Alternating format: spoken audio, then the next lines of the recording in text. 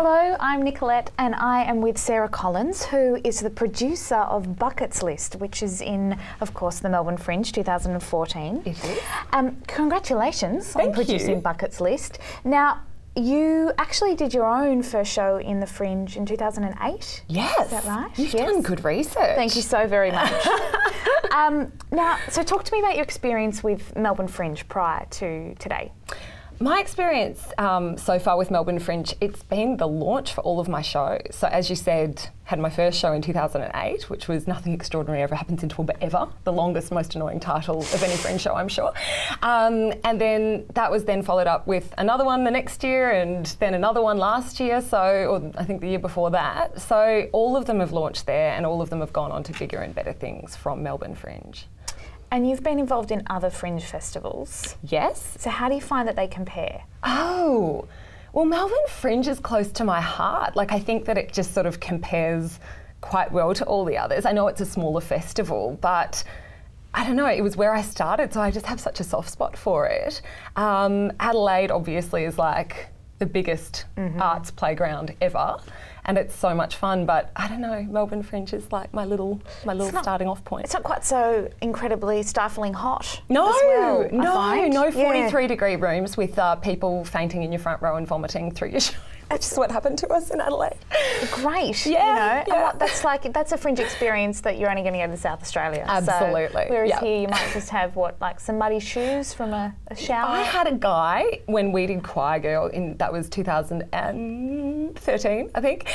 A guy got up in the middle of my show and let out a fart and then sat back down. And I didn't know, the audience all laughed. And afterwards a friend who was sitting behind him went, that guy got up, did a little fart and then got back down. Well, so I have that sort of stuff. You know, audiences are comfortable. That's it. That's all I ask, is that they sit there and feel... I say.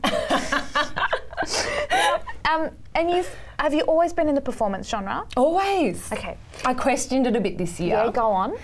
I questioned it because every time that I do a performance show in Fringe, journalists come and they go, comedian Sarah Collins, and I've never done stand-up. And so I sort of have always thought of myself as a theatre writer and a theatre performer, but every single time that somebody else kind of interprets what I do, they go, it's comedy. So Felix and I went back and forth a little bit, and he was like, just do performance at a lower expectations. But now they're rehearsing and it's really funny, and I'm like... Just do performance, and if you're funny, they'll just be grateful. Yeah, good. Exactly.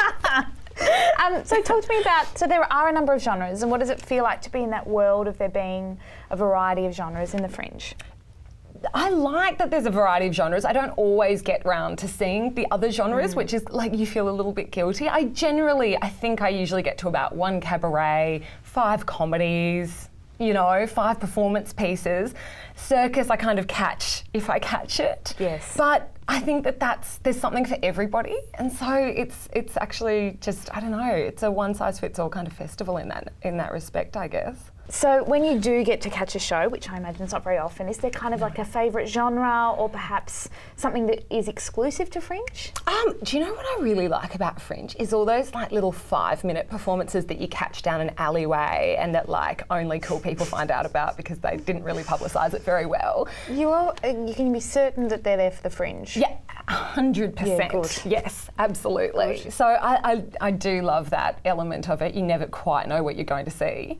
And you see some weird things around North Melbourne, I have to say. Yeah, like, just in general. Just people getting into cardboard boxes and like seeing some puppet show behind a hole. Like, that did happen one year. Now, do you think Melbourne Fringe is successful in developing independent artists? Hell yeah. Hell yeah. Go on. Well, I know a ton of us who started at Melbourne Fringe. And honestly, like I wrote a letter to Fringe after my first show and I was like, I didn't even believe in myself. Like when you okayed me to go into the Fringe Hub and do this show, I didn't know what I was doing, and Fringe kind of told me what I was doing. Like the audiences came and went, this is what you're doing and this is what we loved about it. So that from that point on, I kind of went, okay, well, I'll just kind of do that thing that I did again.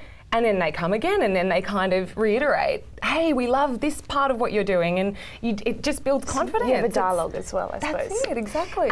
Fringe audiences, they're kind of unique. If I say the word fringe audience, what sort of image does that conjure for you? Anything and everything. Fringe audiences, I mean, I've had 10-year-olds in my shows, I've had 80-year-olds. When we did the choir show, it was just like, I'd look out into this sea of like old granny faces and I was like, you're all from choirs, aren't you? Yeah, yeah, we're all from such and such a choir. So you never know what you're going to get with fringe. You might get a farter, as we said before.